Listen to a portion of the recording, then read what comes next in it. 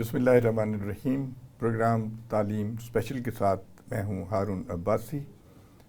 خواتین و حضرات، اس پروگرام کا بنیادی مقصد یہ ہے کہ وہ لوگ جنہوں نے اعلیٰ تعلیم حاصل کی اور اپنی محنت اور اپنی مشقت کے بعد وہ بڑے عہدوں پر فائز ہوئے اور انہوں نے قوم و ملت کے لیے خدمات انجام دیں، آج جن صاحب کو ہم نے اس دعوت دی ہے پروگرام میں، وہ ہیں جناب خالد محمود صاحب۔ آپ صوبائی محتسب بھی رہے، اس کے علاوہ آپ کرکٹ بورڈ کے چیئرمین بھی رہے، لیکن اب آج کل یہ مولانا ظفر علی خان فاؤنڈیشن کے چیئرمین ہیں۔ بہت شکریہ خالد محمود صاحب، آپ ہمارے پروگرام میں تشریف لائے۔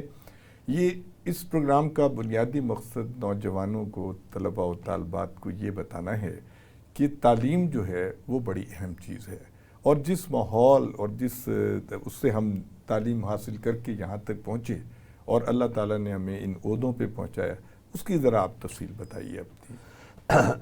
بہت شکریہ۔ سب سے پہلے تو میں آپ کو اور آپ کے چینل کو مبارکباد دینا چاہتا ہوں۔ میں سمجھتا ہوں کہ یہ بڑا ایک مفید اور اچھا سلسلہ ہے تاکہ آپ آج کل کی نوجوان نسل کو وہ باتیں پہنچا سکیں جو میرا خیال ہے کسی طرح ان تک نہیں پہنچ رہی ہیں۔ جہاں تک میری ذات کا تعلق ہے، ایک عام سا جیسے ہوتا ہے کنبہ، والد سرکاری ملازم تھے، اور جس گاؤں سے، جس علاقے سے ان کا تعلق تھا، میرا حال ہے وہ سب سے زیادہ پڑھے لکھے وہی تھے، جس کے نتیجے میں ان کو ایک اچھی ملازمت ملی محکمہ نہر میں اور اچھے عہدے سے ریٹائر ہوئے۔ تو وہ یہی بتایا کرتے تھے، بلکہ مجھے سمجھایا کرتے تھے کہ دیکھو، اگر میں پڑھا لکھا نہ ہوتا تو میں اس وقت کہیں نہ کہیں گھاس کاٹ رہا ہوتا، کوئی اور کام کر رہا تھا، وہ بھی اچھا کام ہے، لیکن بہرحال پڑھ لکھ کے جو کچھ فائدہ ہوتا ہے اس کو ذہن میں رکھو۔ تو یہ میں نے بات پلے باندھ لی، اور پھر سب سے اہم بات جو تھی کہ انہوں نے، یعنی میں اپنی تعلیم کا ذکر مختصر کر دیتا ہوں، لیکن زیادہ اہم یہ ہے کہ وہ تعلیم حاصل کیسے ہوئی۔ جی ضرور۔ تو میں نے گورنمنٹ سینٹرل ماڈل اسکول سے میٹرک کیا، بڑے اچھے نمبروں سے وظیفہ حاصل کیا۔ اس کے بعد گورنمنٹ کالج لاہور میں داخل ہوا، وہاں سے 6 سال پڑھائی کی، اور تاریخ کے مضمون میں نے ایم اے کیا، اور پنجاب یونیورسٹی میں فرسٹ آیا۔ تو 6 سال جو تھے وہ چونکہ نمبر اچھے ہوتے تھے، اس وقت گورنمنٹ حکومتیں بھی اچھی ہوتی تھیں، قدر کرتی تھیں، تو مجھے 6 سال ہی وظیفہ ملتا رہا، اور وہ بڑے، یعنی میں کوئی بوجھ نہیں بنا اپنے والدین پہ۔ تو پھر اس کے بعد مقابلے کا امتحان دے کے ملازمت میں آ گیا، انکم ٹیکس کے محکمے سے ملازمت شروع کی۔ یہ میرا مختصر تھا تعلیمی۔ گورنمنٹ کالج میں آپ تھے تو اساتذہ کون تھے، ہیڈ آف دی ڈپارٹمنٹ کا؟ جی میں وہ ذکر کرتا ہوں، لیکن اس سے پہلے میں آپ کو بتانا چاہوں گا سینٹرل ماڈل اسکول کا، جہاں سے بنیاد بنی تھی۔ آپ مجھے کالج کی طرف لے جا رہے ہیں، میں تو وہ بھول نہیں سکتا۔ تو سینٹرل ماڈل اسکول میں ہمارے جو استاد تھے وہ تھے، ان کا نام حسن صاحب تھا۔ وہ مطلب ایک استاد کے پاس ایک پورا سیکشن ہوتا تھا، 5 سیکشن تھے، تو یہ ہمارا اے سیکشن تھا جس کے انچارج تھے۔ کمال کی شخصیت تھی، میں یعنی ان کا ذکر کرتے ہوئے بھی میری آواز جو ہے وہ بھرا جاتی ہے، اس طرح کی یاد ان کی آتی ہے کہ اس زمانے میں کیا تنخواہیں ہوں گی اس اساتذہ کی، بالکل نہ ہونے کے برابر۔ اور سائیکل پہ اسکول آتے تھے، ایک سفید قمیض اور خاکی پتلون عام طور پہ ان کا پسندیدہ لباس تھا، لیکن اتنے درد مند استاد تھے کہ اب تک میں بھول نہیں پایا، کوئی بھی نہیں بھول پایا جو ان سے پڑھا ہوا ہے۔ ہوتا یہ تھا کہ مثلاً کلاس صبح ہم اسمبلی سے فارغ ہو کے اپنے کلاس روم میں آئے ہیں تو حسن صاحب تشریف لے آتے تھے، تو فوراً سب پریشان ہو جاتے کہ اللہ خیر کرے، یہ صبح صبح کیوں آ گئے ہیں۔ آ کے وہ اپنی جیب میں سے ایک چٹ نکالتے تھے، اس چٹ پہ کوئی 2-3 نام لکھے ہوتے تھے، فلانے کھڑے ہو جاؤ، فلانے کھڑے ہو جاؤ، 3-4 کو کھڑا کرتے تھے۔ کھڑا کرنے کے بعد جس طرح کٹہرے میں کھڑا کرتے ہیں، کھڑا کرنے کے بعد اس کے بعد ان کی فرد جرم عائد ہوتی تھی کہ میں نے تمہیں دیکھا تم فلانی جگہ کھڑے ہو کے سگریٹ پی رہے تھے، تمہیں شرم نہیں آتی؟ یہ عمر ہے تمہاری کوئی سگریٹ پینے کی؟ تمہیں پتہ نہیں سگریٹ نوشی کے کیا نقصان ہوتے ہیں؟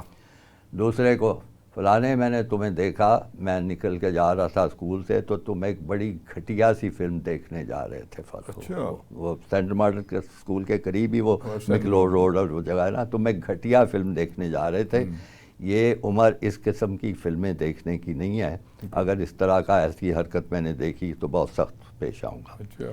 تیسرے پہ فرد جرم کیا ہے، میں نے دیکھا کہ تم ایک وہ زمانے میں جیسے آج کل موٹر سائیکل ہے نا، اس طرح کے اس سے بھی ہلکے سے ایک کوئکلی ہوتی تھی جس میں موٹر لگی ہوتی ہے اور وہ بھگاتے تھے اسٹوڈنٹ. میں نے دیکھا کہ تم بڑی خوفناک رفتار سے اس پہ جا رہے تھے. اس قسم کی رفتار سے حادثہ ہو سکتا ہے اور مرو گے اور تکلیف اٹھاؤ گے، تم نہیں ایسے. اب یہ دیکھیں یہ وہ تربیت کر رہے ہیں. بڑی بات. اس کے بعد چھٹی کا وقت ہوتا ہے، مثلا 4 بجے چھٹی ہوتی ہے، تو ہم تو ماشاءاللہ بہت اچھے طالب علم تھے، 3:45 بجے ہی بستے باندھ کے بھاگنے کی تیاری میں ہوتے تھے کہ گھنٹی بجے اور بھاگ کھڑے ہوں. تو جیسے ہی کچھ 10-15 منٹ رہ رہے ہوتے تو وہ حسن صاحب کلاس میں آ جاتے. یا اللہ آپ کیوں آ گئے، آپ کیا کریں گے. اس وقت تو چیزیں ایسی اچھی نہیں نہ لگتی کوئی زیادہ. تو انہوں نے کہا کہ 2-3 لوگوں کا نام لے کے تم چھٹی کے بعد گھر نہیں جاؤ گے. یعنی یہ تو ایسا ہے کسی کو کسی کی موت کی خبر سنا دیجیے، تم چھٹی کے بعد گھر نہیں جاؤ گے. کیوں؟ میں نے جو آج الجبرے کا یا حساب کا نیا قاعدہ سکھایا ہے تمہیں سمجھ نہیں آیا. تم بیٹھ جاؤ چھٹی کے بعد، میں تمہیں سمجھاؤں گا اچھی طرح بیان کروں گا. فلانے تمہیں جو میں نے آج انگریزی کی ریڈنگ کروائی ہے تمہارا تلفظ بالکل ٹھیک نہیں ہے، تم ٹھیک نہیں کر رہے ہو، تم رک جاؤ میں تمہارے ساتھ بیٹھوں گا. آپ تصور کیجئے کہ جو بندہ صبح 8 بجے سے پہلے اسکول میں آیا ہے، 4 بجے تک اس نے مغز ماری کی ہے، کن کن جگہ پہ کیا کیا پڑھایا ہے. اب چھٹی ہو گئی ہے، اس کے گھر جانے کا وقت ہے، وہ گھر نہیں جا رہا. اس کے دل میں یہ درد ہے کہ میرے یہ 3-4 طالب علم جو ہے وہ کچھ چیزیں سیکھ نہیں سکے، تو میں ان کو سکھاؤں. گھنٹہ 1.5، پھر ہم اگلے دن پوچھتے تھے، وہ کہتے جی ماسٹر صاحب نے 1.5 گھنٹہ ہماری جان نہیں چھوڑی. بار بار ریڈنگ کرواتے تھے، بار بار سکھاتے تھے. اور یہ ان کی یعنی ایک مشن تھا کہ میرا کوئی طالب علم جو ہے میرے ہوتے ہوئے اس میں کوئی کمی نہ رہ جائے. یعنی یہ رول ماڈل ہوتے تھے. ہاں جی. آپ یہ بتائیں اس قسم کے لوگ آپ کہاں سے ڈھونڈ کے لائیں گے. آپ نے اسی لیے میں نے گورنمنٹ کالج سے آپ کو واپس اسکول میں لے آیا. اور اس طرح کے تمام استاد جو تھے وہ اسی طرح کے تھے، اچھے لوگ تھے. وہ بچوں کو، طالب علم کو اپنے بچوں کی طرح سمجھتے تھے. بلکہ مجھے یہ بھی یاد ہے ان کے ایک بیٹے بھی ہمارے ساتھ کلاس میں پڑھتے تھے. اس نے بعد میں یہ گلہ بھی کیا اور مجھے بھی بتایا کہ میں والد صاحب سے کہتا تھا کہ جتنی آپ نے اپنی کلاس پہ محنت کی ہے، اگر تھوڑی سی توجہ مجھے اور زیادہ دیتے تو میں بڑا اچھا طالب علم. انہوں نے کہا بیٹا میں تو توجہ دیتا تھا لیکن ان توجہ لیتے نہیں تھے، اس لیے کلاس پہ تو میں نے کرنی تھی، وہ میرا فرض تھا. یہ تو تمہارے ساتھ کرنا تو محبت کا بھی تقاضا تھا لیکن وہ فرض تھا. تو میں تو سمجھتا ہوں وہ استاد عام انسان نہیں تھے، وہ تو بہت کوئی ولی اللہ تھے، کوئی پیغمبر تھے، کیا ان کے بارے میں کہا جائے. تو ان لوگوں سے جب یہ چیزیں سیکھیں، تعلیم حاصل کی، اخلاقی انہوں نے درس دیے، ہر وقت دھیان رکھتے تھے. اس کے بعد گورنمنٹ کالج میں آئے، اسی سوچ کے آئے، اسی پس منظر سے آئے. تو وہاں بھی ایک سے ایک بڑھ کے استاد تھا. مجھے یاد ہے، میں تاریخ کا ذکر کروں، ویسے تو سب شعبوں میں بڑے اچھے سے اچھے استاد تھے. انگریزی کے بڑے اچھے استاد تھے، فارسی کے اچھے استاد تھے. فارسی میں پروفیسر راضی صاحب ایک ہوتے تھے، فیروز الدین راضی، انہوں نے کئی کتابیں لکھی ہیں.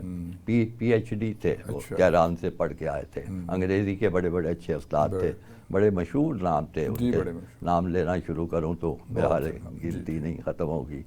ایک پروفیسر آرے خان صاحب تھے اور اس طرح کے لوگ. لیکن تاریخ میں جو تھے، پہلے ڈاکٹر عبدالحمید صاحب تھے ہمارے شعبے کے انچارج. انہوں نے ہسٹری آف مسلم پتہ نہیں کوئی سیپریٹزم یا اس طرح کی کتاب لکھی تھی. پھر رضی واسطی صاحب تھے، وہ بڑے استاد تھے، انہوں نے بھی پی ایچ ڈی کی ہوئی تھی. تو اس طرح کے لوگ تھے. لیکن ایک سعید الدین ڈار صاحب تھے، وہ بعد میں چلے گئے فارن آفس. مجھے وہ اس لیے بہت یاد ہیں کہ وہ چونکہ جونیئر کلاسوں کو پڑھاتے تھے ایف اے میں بھی اور بی اے میں بھی، تو ان سے میرا ایک خاص تعلق ہو گیا تھا.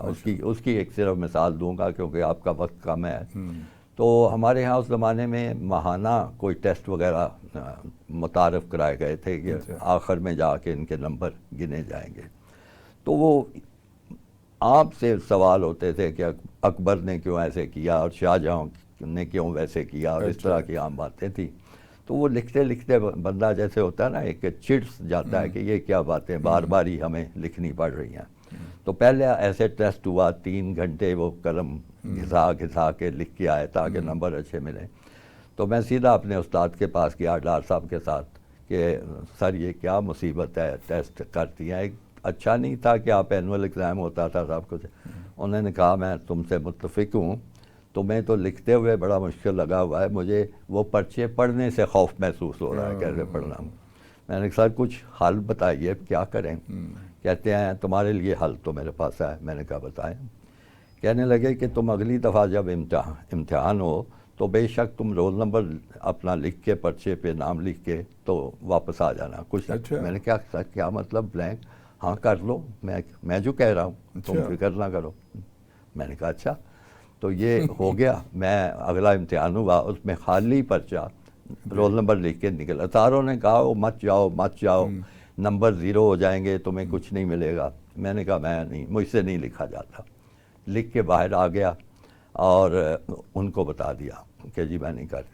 کہتے ہیں ٹھیک ہے. بس 4-5-6 دن کے بعد نتیجہ آیا تو میرے نمبر جو تھے وہ بہت اچھے تھے اس پرچے میں.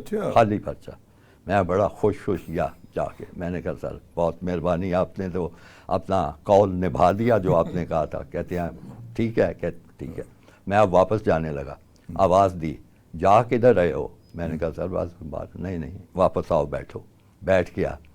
دراز کھولا، اس میں سے ایک کاغذ کی چٹ نکالی. اس پہ ایک ٹاپک لکھا ہوا تھا، بڑا مشکل سا ٹاپک تھا. نیچے کوئی 9 یا 10 کتابوں کی فہرست لکھی ہوئی تھی کہ یہ لائبریری میں جاؤ، یہ کتابیں نکالو، ان کو پڑھو، اور اگلے مہینے تک جب اگلا ٹیسٹ ہونا ہے اس پہ ایک ریسرچ پیپر لکھ کے لاؤ. کہتے ہیں نمبر تمہیں پیشگی دے دیے ہیں، اب کام اب تم نے کرنا. بڑی بات ہے، بہت بڑی بات ہے. آپ تصور کیجئے کہ استاد نے جس نے اتنی شفقت کی ہو اور اس نے ایک آپ کو ٹاسک دیا ہو، اس کے لیے وہ ساری 9-10 کتابیں پڑھی، پوری محنت کر کے پڑھی، بڑا شاندار پیپر لکھا. انہوں نے دیکھا، پسند کیا، کہیں مشورے دیے. اس کے بعد میں کہتے ہیں ٹھیک ہے. میں نے کہا تھا ٹھیک ہے لیکن وہ جو ڈیل ہماری ہوئی ہے نا اب میں اس کو ختم کر.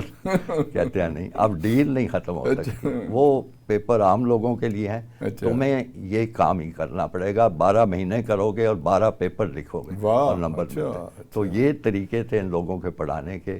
کوئی یہ نہیں تھی پابندی کلاس میں آؤ، کوئی نہیں، پڑھو، علم حاصل کرو. اور میں یہ سمجھتا ہوں خالد محمد صاحب کہ اس دور کے اساتذہ جو تھے وہ کردار سازی پہ بڑا زور دیتے. کردار سازی، آپ کا کریکٹر بڑا اسٹرانگ ہونا چاہیے، علم اور سکھانے کی کوشش کرنا، عمل بھی اچھا ہونا چاہیے. اور انہیں استاد کا ایک اور آپ کو بات سناؤں کہ میں جب ایم اے میں پہنچ گیا تو ظاہر ہے وہ اچھا طالب علم سمجھا جاتا تھا اور استاد بڑی شفقت کرتے تھے، بڑا خیال کرتے تھے.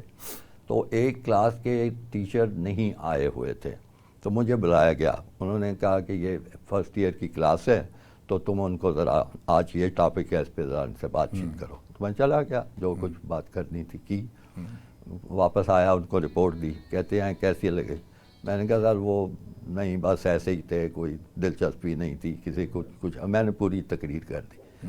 پہلی دفعہ دیکھا میں نے کہ ان کے چہرے کا رنگ بھی بدلا، ان کو غصہ بھی آیا. انہوں نے کہا تمہیں یاد نہیں رہا کہ تم فرسٹ ایئر میں کیا ہوتے تھے؟ پہلے دن ہی تم گئے ہو تو تم نے ایسے نقص نکالنے شروع کر دیا ان میں سارا کچھ. آخر نئے آئے ہیں، بچے ہیں، آہستہ سیکھ. تم نے اتنا بھی نہیں سیکھا کہ بڑے ہو کے تمہارا یہ حق نہیں ہے کہ چھوٹوں پہ ایسی باتیں کرو. ان پہ بہتر ان کا نہ ان کو سمجھاؤ. تو ہمیں تو بہت کچھ یعنی سیکھنا پڑا. اور میں تو ان کے لیے دعا کرتا ہوں، ان استادوں کے لیے دعا کرتا ہوں کہ اللہ تعالیٰ ان کی مغفرت کرے. ان کے بڑے زبردست لوگ تھے. صحیح. ہمارا کوئی کمال نہیں تھا، سچی بات ہے، بہتر یہ تھا جو اصل کچھ میں انہوں نے تو ہمیں وہ جو دیا۔ گرومنگ ہوئی ہے نا جس طریقے سے اور یہ جس تھے لوگ۔ ماحول میں ہوئی ہے اس میں اس کی وجہ سے ہی آپ اس مقام تک پہنچے۔ اچھا، جب آپ نے مقابلے کا امتحان دیا تو اس میں آپ کون سے کامنر میں تھے اور کیا آپ کا کون سے اس میں گئے آپ؟ نہیں، میں وہ کامنر والا نہیں تھا، میں نے تو 66 میں کیا، 21 سال کی عمر میں نے وہ ایم اے کر لیا تھا۔ پی سی ایس کیا تھا؟ نہیں جی، نہیں، امتحان تو سی ایس ایس کا ہی دیا تھا۔ اچھا 21 سال کی عمر میں ایم اے کر لیا، 22 سال کی عمر میں دیا امتحان، اچھا اور 23 سال کی عمر میں ملازمت میں آ گیا۔ یہ اچھا 1968 کی بات ہے، اچھا 68 کی۔ اچھا اور میری کوئی اس وقت تو آپ کو پتہ ہے متحدہ پاکستان تھا، تو میری اس میں آئی تھی کوئی 32ویں یا 34ویں پوزیشن، اچھا لیکن چونکہ وہ کوٹا سسٹم بھی تھا اور ہمارے جو مشرقی پاکستان کے طالب علم تھے ان کے لیے سیٹیں مقرر تھیں 40% وغیرہ، تو لہٰذا ایک سیٹ کی وجہ سے بھی آپ پیچھے چلے جاتے تھے ایک نمبر۔ تو مجھے انکم ٹیکس میں وہاں گئے آپ؟ ایلوکیٹ کیا گیا۔ ظاہر ہے مجھے کوئی نہ اس کی سمجھ تھی نہ کوئی پتہ تھا، تو میرا خیال تھا کہ میں اس سے بہتر کر سکتا ہوں اور کر بھی سکتا تھا۔ تو دوسری دفعہ بھی پھر ویسے میں نے امتحان دیا۔ پہلے جب تفصیل آئی نمبروں کی تو باقی ہر پرچے میں بڑے اچھے نمبر تھے، انگریزی میں تھے، ایسے میں تھے، تاریخ میں بڑے اچھے نمبر وہ تو ہوں گے، وہ تو آپ کا وہ اپنا بڑے سبجیکٹ اچھے تھا۔ نمبر۔ ایک میں نے مضمون رکھا ہوا تھا فارسی کا، 200 نمبروں کا مضمون تھا، اور اس لیے رکھا تھا کہ بتایا جاتا تھا کہ کوئی لینگویج رکھ لیں تو اس سے نمبر بڑے اچھے آتے ہیں، اور باقی عربی میں، فرینچ میں لوگوں کے بڑے بڑے اچھے، تو میں نے بھی فارسی رکھ لی۔ تو جب نمبر دیکھے تو میرے 200 میں سے 105 نمبر تھے، مطلب 105 کی بجائے اگر 120 یا 25 ہوتے تو میں محل پہلے 4-5 طالب علموں میں ہوتا۔ میں نے کہا اچھا یہ تو بڑا کوئی مسئلہ ہی کوئی نہیں ہے، لگتا ہے کہ فارسی میں کوئی زیادہ میں محنت نہیں کر سکا، تو اگلے سال فارسی میں محنت کر کے امتحان دوں گا۔ وہ بہت اپنی طرف سے محنت کی، پڑھا بھی، سب کچھ کیا۔ تو اگلے سال زیادہ محنت کر کے جب امتحان دیا تو پہلے سال 105 نمبر آئے تھے، دوسری دفعہ 95 نمبر آ گئے، اور کم ہو گئے۔ وہ بعد میں یہ بھی خوب ہوا۔ بعد میں پتہ لگا کہ فارسی کے ایگزامینر جو تھے وہ تھے ڈاکٹر باقر صاحب، اللہ ان کی مغفرت کرے، اورینٹل کالج کے پرنسپل تھے۔ اب ان کا جو فارسی کا اپنا علم ہوگا، جو معیار ہوگا، بہت اونچا ہوگا۔ انہوں نے میرا حال توقع کی ہوگی کہ یہ مقابلے کا امتحان دینے آئے ہیں، ان کا بھی معیار کچھ ایسا ہی ہونا چاہیے، تو وہ اب نہیں کر سکے، تو اس طرح وہ وہاں پہ مار کھا گئے۔ تو پھر اسی ملازمت پہ قانع ہونا پڑا، قناعت کرنی پڑی۔ اچھا، اس کے بعد پھر آپ وابڈا میں آ گئے؟ نہیں، اس کے بعد یہ ہوا کہ میں جب میں سینئر ہوا تو یہ آپ کو پتہ ہے نا سرکاری ملازمتوں میں وہ گریڈ سسٹم بنایا گیا تھا، 16، 17، 18۔ تو جب شروع کرتے ہیں ملازمت گریڈ 17 ہوتا ہے، پھر اس کے بعد 18، 19، 20۔ جب میں 21 گریڈ میں آیا تو پھر میں وابڈا میں آیا۔ وابڈا کی یہ ملازمت جو تھی وہ بڑی سینئر پوزیشن ہوتی تھی، یعنی آپ تو چونکہ اس زمانے میں آپ سے تعلق بھی رہا ہے، ملاقات بھی ہوتی رہی ہے، تو یہ 4 لوگ ہیں جو وابڈا کو چلاتے ہیں، جو جس کو اتھارٹی کہتے ہیں۔ یہ میں اس پہ آگے گفتگو کا سلسلہ بڑھاؤں گا۔ خالد محمود صاحب اپنے انکم ٹیکس کے بعد یہ آ گئے وابڈا میں، اور انہوں نے یہ وابڈا کی تشکیل کے بارے میں، اس کی آرگنائزیشن کے بارے میں بات کر رہے ہیں۔ یہ سلسلہ جاری رہے گا، اور ایک چھوٹی سی بریک لیتے ہیں، ہم یہیں سے بات شروع کریں گے جہاں سے۔ خواتین و حضرات، ہمارے مہمان جناب خالد محمود صاحب وابڈا کے بارے میں بتا رہے تھے، اس کی تنظیم کے بارے میں بتا رہے تھے کہ 4 افراد جو ہوتے ہیں بنیادی طور پر وہ وابڈا کے کو چلاتے ہیں، یا اس کی ذمہ داری سب سے بڑی ان کے اوپر ہوتی ہے۔ اس کو اتھارٹی کہا جاتا ہے، چیئرمین اور 3 ممبر ہوتے ہیں، ممبر فائنانس، ممبر پاور، ممبر واٹر۔ تو ایک پانی کا بندوبست، ایک بجلی کا بندوبست، ایک پیسوں کا۔ تو ظاہر ہے پیسوں والوں کی اپنی اہمیت وغیرہ ہوتی ہے۔ تو اس زمانے میں وابڈا جو تھا وہ ایک بہت ہی بڑا ادارہ بن چکا ہوا تھا، تو پھر اس کے بعد آہستہ آہستہ سوچ بدلی کہ اس کو کچھ انبنڈل کیا جائے، تو وہ انبنڈلنگ کا کام میرے ذمہ لگا تھا، جس کے نتیجے میں اس کی ڈسٹریبیوشن کمپنی علیحدہ کی گئیں، اس کی جنریشن کا انتظام علیحدہ کیا گیا، اور یہی وجہ ہے کہ اب آپ واپڈا کم ان سے ڈیل کرتے ہیں. آپ لیسکو اور گیسپو اور مختلف آ گئی ہیں تو اس کے ساتھ مقصد یہ تھا کہ یہاں پہ چونکہ چھوٹے یونٹ بنیں گے تو پھر ان کا انتظام بہتر ہو سکے گا. وہ کہاں تک بہتر ہوا یہ تو آپ بھی جانتے ہیں اور پبلک بھی جانتی ہے. میرا خیال ہے کہ جو فوائد مطلوب تھے وہ حاصل نہیں ہو سکے. بالکل صحیح. اس کے بعد واپڈا کے علاوہ جو میں دو میری ایسی ہیں ذمہ داریاں جس کا میں ذکر کرنا چاہوں گا اس مقصد سے کہ جب میں وفاقی سیکریٹری پروموٹ ہوا، وہ آپ کو پتہ ہے کہ وہ ایک آخری منزل ہوتی ہے ملازمت 22 گریڈ میں آپ ہوا. تو میرے سامنے بے شمار راستے تھے کہ میں اسلام آباد میں کسی بھی شعبے کا انچارج بن سکتا تھا. اس وقت کامرس بھی حالی تھی، لیبر بھی تھی، ایجوکیشن بھی تھی وغیرہ، اور مجھے یہ بتایا گیا کہ یہ سارے ہیں. میں نے کہا نہیں، میں ان میں دلچسپی نہیں رکھتا. تو وہ جو سیکریٹری اسٹیبلشمنٹ تھے مجھ سے 2 سال سینئر تھے، بڑے اچھے افسر تھے، اللہ ان کی مغفرت کرے. تو انہوں نے کہا کہ تمہیں کیا مسئلہ ہے اسے؟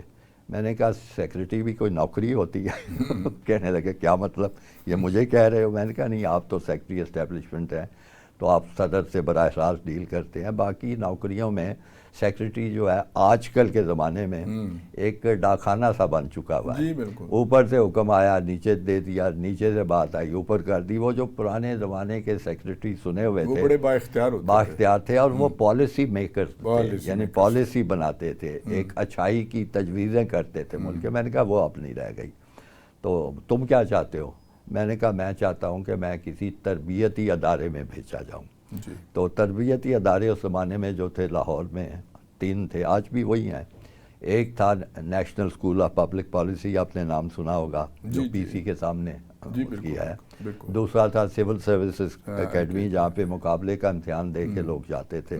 اور تیسرا ایک جونیئر تھا، وہ نیپا اس کو کہتے تھے. آج کل نام سب کے بدل چکے. تو میں نے کہا مجھے کہیں بھیج دیں. کہنے لگے یہ تو پہلے تم ادھر نوکری کر لو پھر چلے جانا. میں نے کہا نہیں، میں وہیں جانا. کیوں جانا چاہتے ہو؟ یہ میں اس لیے آپ کو بتانا چاہتا ہوں کہ مجھے کیا شوق کیا تھا. شوق یہ تھا کہ جس طرح ہمارے اساتذہ نے ہماری تربیت کی، ہمیں اچھی باتیں بتائیں، ہمیں علم دیا، میں بھی اسی طرح کالج یا یونیورسٹی میں تو نہیں کام کر سکا، میں کم از کم اب سرکاری ملازمت میں اسی حیثیت میں کام کروں.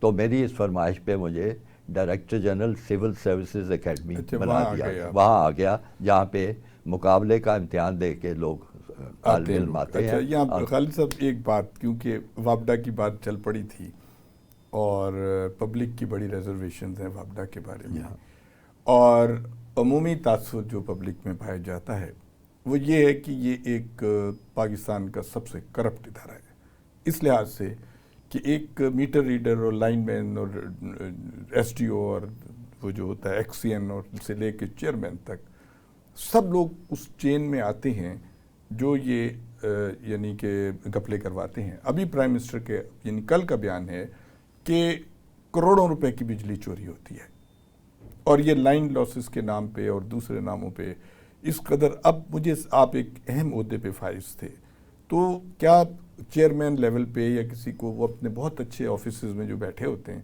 ان کو یہ نہیں پتہ، جب ہمارے جیسے ایک عام آدمی کو پتہ ہے کہ جو وہ جو ہے میٹر ریڈر ہے اس نے بھی آگے بندے رکھے ہوئے کہ جاؤ اتنے جا کے میٹر دیکھ کے آ جا، اور وہ بجلی چوری. کل میرے پاس ایک یہاں پہ آئے تھے، ایک چیف کنسلٹنٹ تھے محسن رضوی صاحب، وہ یہ کہہ رہے تھے کہ ایک بڑی چھوٹی سی ڈیوائس ہے، وہ اگر آپ میٹر میں لگا دیں اور وہ وہاں مانیٹر بھی ہوگی، آپ کو فوراً پتہ چل جائے گا کہ اس گھر میں کتنی بجلی استعمال ہو رہی ہے.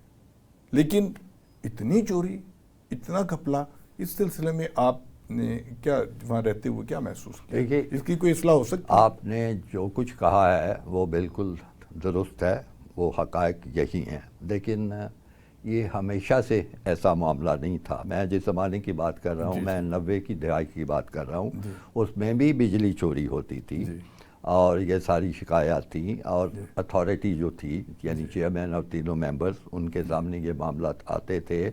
اس کے حل بھی مختلف تلاش کیے جاتے تھے. وہ چھوٹا کوئی اکوپمنٹ لگانا سب کچھ ہوتا تھا، اور اس کے کئی دفعہ اچھے نتائج بھی حاصل ہوتے تھے. لیکن ایک بات آپ یاد رکھیں، ایک تو اس زمانے میں اتنا کچھ نہیں تھا جتنا آج کل سنا جا رہا ہے، میں تو آج کل وابستہ نہیں ہوں اس معاملے سے۔ دوسری بات یہ ہے کہ یہ ایک نرا وابلہ کا مسئلہ نہیں تھا، یہ معاشرے کی مجموعی یا اجتماعی سطح پر بددیانتی کی ایک مثال تھی پورے کے پورے۔ بجلی چوری جو ہوتی ہے، وہ چوری جو بجلی استعمال کر رہا ہے، سب سے بڑا بینیفیشری تو وہ خود ہوتا ہے نا، بالکل، کارخانے دار ہوتے ہیں، ملوں والے ہوتے ہیں، بڑے بڑے کاروباری ادارے ہوتے ہیں، وہ ان کی دیکھیں وہ ملی بھگت ہوتی ہے، اکنامکس کا اصول ہے سپلائی اور ڈیمانڈ والا۔ اب ایک ڈیمانڈ ہے تو اس کی سپلائی تو شروع ہو جائے گی، وہ پھر مختلف ہتھ کنڈے اختیار کرتے ہیں، سارا کچھ ہوتا ہے۔ تو بالکل آگاہی تھی، روکنے کی کوششیں بھی بڑی ہوتی تھی، لیکن وہ جیسے ہوتا ہے نا کہ وہ آپ نے اس، اب مجھے اتنی پرانی بات ہے، مجھے یاد تو نہیں رہا ہوگا کہ کیا اس کا تھا، وہ جو نیچے بجلی والے ہوتے تھے نا، وہ لائن مین اور میٹر ریڈر اور سارے، ان کے پاس ہر چیز کا توڑ ہوتا تھا۔ وہ یعنی اگر بجلی چوری کروانی ہے تو وہ چوری کروانے کے لیے یعنی اس طرح سارے حربے استعمال کر لیتے تھے، اور اتنی سوفسٹیکیٹڈ ایکوپمنٹ اس وقت نہیں تھا کہ وہ ان کو روکا جا سکے، اور وہ باز ہی نہیں آتے تھے سارے۔ یہ خاص طور پہ جو لوہے والی ملیں ہیں اور بادامی باغ کے لوگ ہیں، یہ ایک پوری سردرد ہوتی تھی ان کا لوگ، اور افسران جو تھے، وہ جو سینئر مینجمنٹ تھی، اس کا کوئی لینا دینا اس سے نہیں ہوتا تھا۔ یہ چیزیں صرف لائن مین، میٹر ریڈر، علاقے کا ایس ڈی او اور یا زیادہ سے زیادہ کوئی، لیکن محمود صاحب، جو رولز اور ریگولیشن جو ہیں اس کو امپلیمنٹ کروانا اور اس کی مانیٹرنگ کرنا اور اس کا احتساب کرنا، بالکل اتفاق کرتا ہوں، میں بالکل اتفاق کرتا ہوں۔ میں عرض یہ کر رہا ہوں کہ مینجمنٹ بھی ہونی چاہیے تھی، رکاوٹیں بھی ہونی چاہیے تھی، لیکن میں کہہ رہا ہوں کہ کرپشن میں سینئر مینجمنٹ کا کوئی تعلق نہیں ہوتا تھا۔ اچھا، یہ بتائیے کہ کیا آپ محتسب بھی رہے ہیں، کیا کوئی ایسا سلسلہ ہونا چاہیے کہ ان تمام لوگوں کو ان کے اثاثے اگر چیک کیے جائیں کہ ایک بالکل معمولی سا ایس ڈی او ہے اور وہ جناب ماڈل ٹاؤن میں 4 کنال کی کوٹھی بنا دیتا ہے، وہ کہاں سے بن جاتی ہے؟ اس کا کوئی حساب کتاب تو پوچھنا چاہیے، پیسے کہاں سے؟ آپ کی بات کا میں جواب دیتا ہوں، لیکن اس سے پہلے چونکہ میں سول سروسز اکیڈمی کی بات کرنا چاہ رہا تھا، اس پہ 2 باتیں میں کر لوں۔ میرا شوق یہی تھا کہ جس طرح ہمارے استادوں نے ہماری تربیت بھی کی، ہمیں علم بھی دیا، ہمیں سکھایا، اب مجھے موقع ملا ہے تو میں یہ کام کروں، اور وہ میں نے وہاں پہ کام کرنے کی کوشش کی۔ اور بلکہ میرا یہ کہنا تھا کہ اگر میری وجہ سے ایک آفیسر جو ہے، کوئی ایک افسر بھی اس کو کوئی اچھی بات پتہ لگ جائے تو میں سمجھتا ہوں کہ میرے لیے وہ حاصل ملازمت ہوگا۔ تو میں نے بڑی وہ کوشش کر کے ان سے اچھی اچھی باتیں کی، ان کو سمجھایا، سارا کچھ کیا۔ اب کوئی کچھ نہ کچھ لوگ آتے ہیں جو یہ کہتے ہیں کہ یہ آپ کی فلانی بات ہمیں یاد ہے، اس سے ہمیں اچھا ہوا، تو یہ مقصد تھا۔ اسی طرح پھر اس کے بعد میں جس جگہ گیا وہ national school of public policy تھی، اس میں وہ سینئر افسران کی تربیت ہوتی ہے، گریڈ 20 سے اور اس سے اوپر، اور اس میں تو اکثر و بیشتر بڑی یعنی ذہنی آزمائشیں ہوتی تھیں، اس سے ڈیبیٹ ہوتی تھی۔ کرپشن جو سوال آپ مجھ سے کر رہے ہیں وہ سوال ہم وہاں کرتے تھے کہ ہماری یہ ذمہ داری ہے کہ ہم اتنا اچھا انتظام کریں کہ ہر ادارے میں اچھائی ہو، بہتری ہو۔ تو وہ سارا جتنا بھی وقت تھا بڑا اچھا گزرا۔ باقی آپ نے سوال جو کیا ہے وہ اثاثوں کے بارے کہ محتسب کا کیا کردار ہونا چاہیے۔ دیکھیے، محتسب کی ایک اپنی جیورسڈکشن ہے، دائرہ اختیار ہے جو حکومت نے اس کے لیے دیا ہوا ہے، جس میں یہ ہے میل ایڈمنسٹریشن، یعنی بد انتظامی کو روکنا۔ جہاں بھی اس کو شکایت ملے کہ یہاں بد انتظامی ہوئی ہے، قانون یہ کہتا ہے اس پہ عمل نہیں ہو رہا یا تاخیر ہو رہی ہے یا اس کے کوئی اور الٹ چیز ہو رہی ہے، تو وہ اس میں فوراً مداخلت کرتا ہے۔ اس لحاظ سے یہ بڑا ایک مفید اور اچھا ادارہ ہے۔ باقی رہ گئی اثاثوں کی، یہ بالکل ہونا چاہیے۔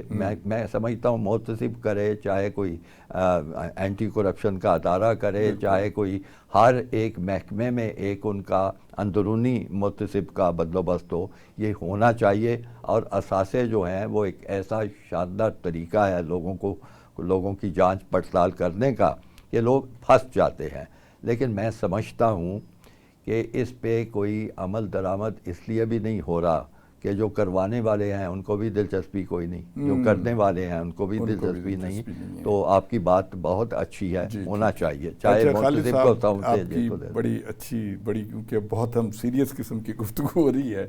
تو کرکٹ جو ہے وہ ہمارے ملک کا سب سے جو ہے نا پاپولر اور دلچسپ کھیل ہے. آپ اس کے چیئرمین رہے کرکٹ بورڈ کے، اپنے اس میں تجربات ذرا شیئر کریں، ہمارے نوجوانوں کو بتائیں کہ کتنا یعنی جو کرکٹ میں جو ڈسپلن بندہ سیکھتا ہے، آپ کن کھلاڑیوں کو آپ نے دیکھا جو بہت اچھے تھے اور جو مقابلے ہوئے آپ کے دور میں، وہ بتائیے اس کے بارے میں. کھلاڑیوں سے پہلے کرکٹ میں جو میرے گرو ہیں میں ان کا تذکرہ کرنا چاہوں گا.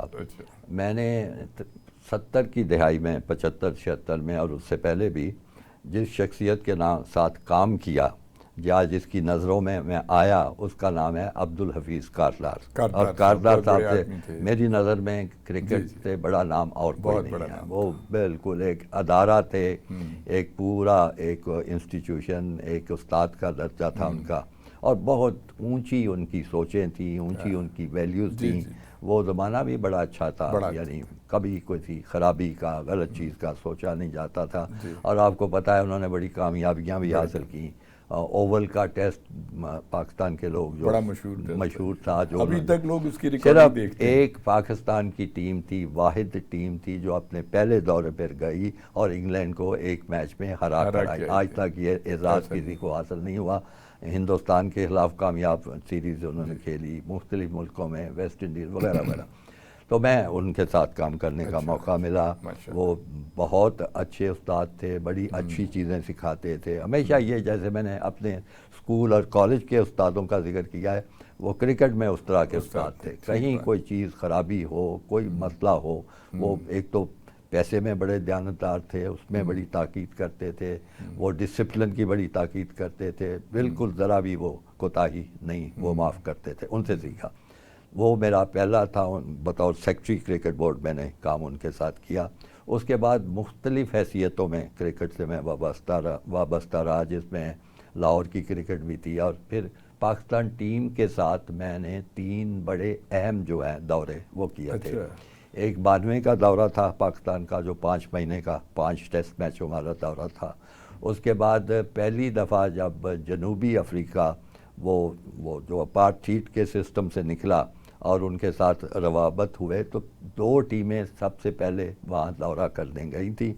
ایک تھا پاکستان اور ایک ویسٹ انڈیز، کیونکہ ہم سب سے پیش تھے کہ ہم ساؤتھ افریقہ نہیں کرکٹ جانے دیں گے، ٹیم جانے دیں گے، کیونکہ وہ نسل پرستی جو کی پالیسی ہے اس کو جب تک نہیں بدلیں گے. تو پھر انہوں نے بدلی اور دونوں ٹیموں کو بلایا، ہم گئے. میں اس کا مینیجر تھا.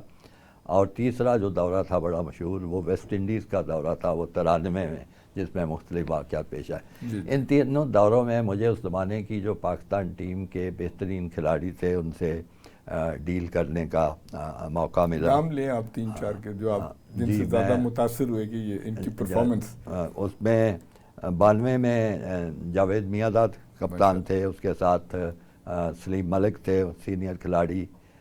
پھر عمران خان تھے. عمران خان اس ٹور میں پہلی دفعہ وہ نہیں گئے تھے. اچھا، نہیں گئے. وہ اس کا بھی ایک بڑا تفصیلی واقعہ، چونکہ آپ کے پاس وقت نہیں ہے اس میں نہیں جانا چاہوں گا. عمران خان جو تھے وہ ورلڈ کپ جیت کے آئے تھے، اور ان کے ذہن میں وہ جو تھا شوکت خانم ہسپتال بنانے کا، وہ میں ان کی ایک بات بتا دوں، ان کا اعتماد بے شمار تھا. وہ جب پاکستان کی ٹیم آسٹریلیا میں ورلڈ کپ ہو رہا تھا اور ابتدائی میچوں میں پاکستان کی ٹیم ہار رہی تھی، تو وہ ڈریسنگ روم میں کھڑے ہو کے زور سے تقریر کرتے تھے، اور میں تمہیں لکھ کے دیتا ہوں ہم ورلڈ کپ جیت کے جائیں گے. یعنی اس حد تک وہ ان کا یقین تھا کہ جو رمیز راجہ نے مجھے بتایا تھا کہ ہم سمجھتے تھے کہ کپتان پے در پے شکستوں کی وجہ سے کچھ جذباتی ہو گئے ہیں، ان کو سمجھ نہیں آ رہی تھا. تو یہ ساری باتیں تو واپس آئے تو میں نے عمران خان سے پوچھا کہ آپ یہ کیسے کہہ رہے تھے کہ ورلڈ کپ جیت کے جائیں گے. انہوں نے بڑی خوبصورت بات کی اچھا کہ میرے ذہن میں یہ تھا کہ میں نے اپنی ماں کے نام پہ شوکت خانم بنانا ہے، اور یہ شوکت خانم ہسپتال جو ہے تبھی بن سکتا ہے اگر میں ورلڈ کپ جیت کے آؤں تو، اگر ورلڈ کپ نہیں جیتوں گا تو کوئی پیسے ہی نہیں دے گا۔ تو مجھے دل میں اتنا پکا یقین تھا کہ یہ ہوگا، تو یہ اس کی وجہ تھی۔ تو 92 کے ٹور میں وہ اس لیے نہیں گئے تھے کیونکہ ان کو وہ مصروفیت ہاسپٹل کی، پھر غالباً کچھ وہ ٹیم کا بھی تعاون اتنا حاصل نہ رہا وہ چندہ کرنے میں، تو پھر انہوں نے ریٹائرمنٹ کا اعلان کر دیا تھا۔ اچھا، یہ جو شہریار صاحب بھی تھے آپ کے زمانے میں؟ شہریار صاحب میرے زمانے میں نہ صرف تھے بلکہ میں نے ان کو متعارف کرایا تھا۔ اچھا، بڑے ویسے اچھے انسان تھے، جی ڈپلومیٹ اچھے۔ وہ ہوا یہ تھا کہ وہ ہندوستان کا دورہ تھا، بڑا اہم دورہ تھا، اور اہم دورہ اس لیے میں کہہ رہا ہوں کہ اس زمانے میں وہاں پہ پاکستان ٹیم کی آنے دورے کے خلاف بڑی سخت مخالفت ہو رہی تھی۔ اس حد تک مخالفت کی تھی کہ جو بمبئی میں، جس کو آپ ممبئی کہتے ہیں، وہ وانکھیڑے اسٹیڈیم، وہاں پہ انہوں نے بڑی توڑ پھوڑ کی تھی لوگوں نے کہ نہیں پاکستان آ سکتا۔ دوسرا کام یہ کیا تھا کہ فیروز شاہ کوٹلہ گراؤنڈ جو تھی دلی کی، اس کو اکھاڑ پھینکا تھا انہوں نے کہ میچ نہیں ہم کریں۔ تیسرا کام انہوں نے یہ کیا تھا کہ کلکتے میں ان کا جو ایک سینئر آفیشل تھا، غالباً اس وقت سیکٹری تھا کرکٹ بورڈ کا، جگ موہن ڈالمیا، آئی سی سی کا بھی چیئرمین رہا، اس کے گھر پہ بھی حملہ کر دیا تھا کہ نہیں آئے گی۔ تو اس میں وہ مجھے میرے جو کاؤنٹر پارٹ تھے، راج سنگھ بڑے بھلے آدمی تھے، وہ ٹیلی فون کرتے کہ خالد بھائی ٹیم آپ بھیج رہے ہیں کہ نہیں؟ میں نے کہا میں ٹیم کیا بھیجوں، آپ کی صورتحال جو یہ ہے تو اس میں اپنے کھلاڑیوں کو کی جان کو خطرے میں تو نہیں ڈال سکتا۔ انہوں نے کہا نہیں، سوال ہی نہیں پیدا ہوتا، یہ ایسے ہی باتیں ہیں، آپ بھیج کے دیں گے۔ میں نے کہا اچھا میں ایسے کرتا ہوں کہ میں آپ کی سیکیورٹی کے انتظامات چیک کرتا ہوں، وہ آج تک کبھی نہیں ہوا تھا پہلے۔ تو میں نے وہ اس وقت میں واپڈا میں ہی تھا، تو میں نے وہاں پہ ایک ہمارے تھے ایڈمنسٹریشن کے انچارج بریگیڈیئر صاحب تھے، تو میں نے ان کا نام بھیجا کہ جناب یہ آئیں گے۔ ظاہر ہے کوئی سیکیورٹی کا بندہ ہی سیکیورٹی چیک کر سکتا تھا۔ میرا خیال تھا کہ چونکہ وہ بڑی دونوں ملکوں میں ایک نازک سا یہ معاملہ ہے تو ہو سکتا ہے اس نام پہ ہی وہ کہیں کہ نہیں جی ہم نہیں ان کو آنے دیں گے۔ تو انہوں نے آدھا گھنٹہ نہیں لگا تو وہاں سے میسج آ گیا جہاں ٹھیک ہے آپ ان کو بھجوا دیں۔ ان کا پاسپورٹ بھیجا، ایک دن میں ویزا لگ کے آ گیا، وہ چلے گئے۔ اتنا شاندار انہوں نے بندوبست اپنے دکھائے ہر جگہ کے۔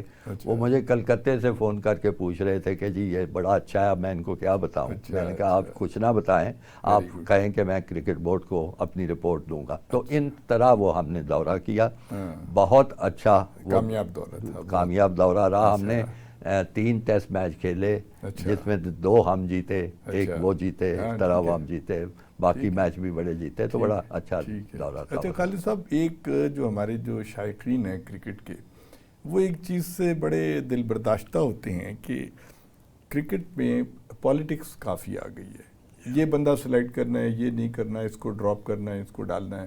اس سے یہ ہوتا ہے کہ پبلک میں ایک مایوسی ہوتی ہے کہ کیا بکواس ہے، آپ میرٹ پہ رکھیں جو بندہ ہے۔ پبلک میں مایوسی آپ چھوڑیں، جو کھلاڑیوں بیچاریوں کے ساتھ بیتی ہے ان پہ ہوتی ہے۔ میں نے دیکھی، اسی لیے پہلا میں نے اپنے گرو کا ذکر کیا تھا، عبدالحفیظ کارلال۔ ان کی کتاب میں سیاست یا کسی کو اپنی اوقات سے بڑھ آگے لے کے آنا ان کی کتاب میں نہیں تھا۔ وہ بڑا برا بناتے تھے اور اس کا وہ بہت سخت نوٹس لیتے تھے۔ تو میں نے چونکہ ان سے کرکٹ سیکھی، کرکٹ کا انتظام ان سے سیکھا، تو ہم نے تو اسی کو کیا۔ اس کے بعد جو کچھ ہو رہا ہے وہ آپ کے بھی سامنے ہے، چیزیں ہو رہی ہیں۔ اب پہلی تو بات یہ ہے کہ کرکٹ کا جو بڑا عہدہ ہے چیئرمین کا، اس کو دیتے وقت کوئی خوف خدائی کوئی نہیں، جس کو مرضی، اور اس کا کوئی یعنی بیک گراؤنڈ کوئی بھی نہیں ہوتا۔ اب میں جب چیئرمین کرکٹ بورڈ بنا ہوں، میں سیکٹری کرکٹ بورڈ رہ چکا تھا، میں لاہور کی کرکٹ کا بندوبست کر چکا تھا، میں 3 دوروں پہ مینیجر رہ چکا تھا، میں کرکٹ بورڈ کی کونسل کا رکن تھا۔ اس کے بعد مجھے چیئرمین بنایا گیا۔ آج کل جو بنتے ہیں، اب میں نام نہیں لوں گا، سارے اچھے لوگ ہیں، دوست ہیں میرے، کس کا میں بتاؤں، لیکن میں سمجھتا ہوں کہ کرکٹ کی عہدے کی اب کشش اتنی ہو چکی ہے اور لوگوں کو سمجھ آئی ہے کہ یہ بہت بڑا عہدہ ہے، تو ہر طرح کا لوگ کوشش کرتے ہیں، بلکہ اس طرح ہوتا ہے کہ وہ ایک رسا کشی شروع ہو جاتی ہے۔ ہمارے 2 دوست ہیں، ان کے درمیان یہ ٹسل رہی ہے، ٹاگا وار رہی ہے. نجم سیٹھی صاحب تھے اور ذکا اشرف صاحب تھے، وہ چلتی رہی ہے اس کے بعد میں سارا. تو یہ اچھا خالد صاحب ٹائم ختم ہو رہا ہے، آپ تھوڑے سے مختصر الفاظ میں یہ بتائیے کہ آپ مولانا ظفر علی خان فاؤنڈیشن کے چیئرمین بھی ہیں، تو یہ کیا وہاں پہ کوئی ریسرچ ورک ہوتا ہے یا کیا فورم کس قسم کا ہے؟ یہ کوئی تھنک ٹینک ہے، یہ کیا ہے؟ یہ جی ایک فاؤنڈیشن ہے. فاؤنڈیشن کو آپ تھنک ٹینک بھی کہتے، تھنک ٹینک تو اس کا ایک حصہ ہوتا ہے نا. اچھا. لیکن اس کا مقصد میں آپ کو اگر 1-2 منٹ مجھے بتائیے. ہیں تو میں بتا دیتا ہوں. میرا تعلق ننیال کا تعلق وزیر آباد سے ہے. اچھا. اور وزیر آباد میں جب ہم چھٹیاں گزارنے بچپن جاتے تھے تو اسے ایک تقریباً میل کے فاصلے پر کرم آباد ہے، جو مولانا ظفر علی خان کی ابتدا جو آبائی گاؤں اور بستی تھی جہاں وہ رہتے تھے. تو وہاں پہ وہ چونکہ تعلقات تھے میرے ننیال کے اور ان لوگوں کے، تو ہم ان کے مختلف جو تقریبات تھی جاتے تھے. کبھی مشاعرہ ہوتا تھا، قوالی ہوتی تھی، بڑی رونقیں ہوتی تھی. اور میں نے ایک 9-10 سال کی عمر میں، مجھے یاد پڑتا ہے نا، یعنی آپ نے مولانا ظفر علی خان کو دیکھا؟ جی وہاں میں نے دیکھا ہے. وہ یعنی اس وقت مجھے پتہ نہیں تھا کہ کون ہے مولانا ظفر. تو وہ دیکھا تھا، ایک بزرگ سا آدمی بیمار، وہ ہاتھ بھی نہیں صحیح اٹھا سکتے تھے وہ. تو میں نے وہاں دیکھا. تو بعد میں مجھے پتہ لگا، پھر میں نے تاریخ آپ کو بتایا، میں نے پڑھی ہے. جب مولانا ظفر علی خان کی جو میں نے کنٹریبیوشن دیکھی تحریک پاکستان کے لیے، تو میرا پھر اس نتیجے پہ پہنچا کہ پنجاب کی حد تک، میں لفظ دہرا رہا ہوں اپنے، پنجاب کی حد تک مولانا ظفر علی خان سے بڑی شخصیت اور کوئی نہیں. باقی علاقوں سے بڑے بڑے لیڈر آئے ہیں، لیکن پنجاب کی حد سے ان سے زیادہ محنت کی. تو مجھے بڑا دکھ ہوا بعد میں دیکھ کے کہ وہ جگہ جو تھی اس کا کوئی انتظام نہیں ہے. ان کا جو اپنا گھر تھا اس میں الو بول رہے ہیں، کوئی بندوبست نہیں ہے. ان کی قبر جو تھی وہ بھی نگلیکٹڈ تھی، کوئی کیئر ٹیکر نہیں تھا، کچھ نہیں. تو پھر میں نے اس وقت کی حکومت کو تجویز پیش کی کہ اس کا بندوبست کرنا چاہیے، کیونکہ میرا خیال یہ تھا، اور اب میں پھر بتا رہا ہوں، کہ جو قومیں اپنے محسنوں کا خیال نہیں کرتی وہاں پہ بڑے لوگ پیدا نہیں ہوتے. تو پھر یہ فاؤنڈیشن بنی جس کا مقصد مولانا کی زندگی پہ تحقیق، ریسرچ، ان کی کتابیں چھاپنا، ان کے اخبار کو اکٹھا کرنا اور آج کل کی نسل تک پہنچانا ہے. جی بہت شکریہ. خواتین و حضرات، آپ نے خالد محمود صاحب کی گفتگو سنی. بہت دلچسپ، بہت انفارمیٹیو گفتگو تھی. وقت کی قلت تھی، ورنہ ہم اس کو سلسلہ جاری رکھیں گے انشاءاللہ. ہم ان کا دوبارہ بھی ایک انٹرویو کریں گے جس میں مزید تفصیلات جانیں گے. ہمیں امید ہے کہ آپ کو ان کا انٹرویو بہت پسند آیا ہوگا. بہت شکریہ خالد صاحب، آپ تشریف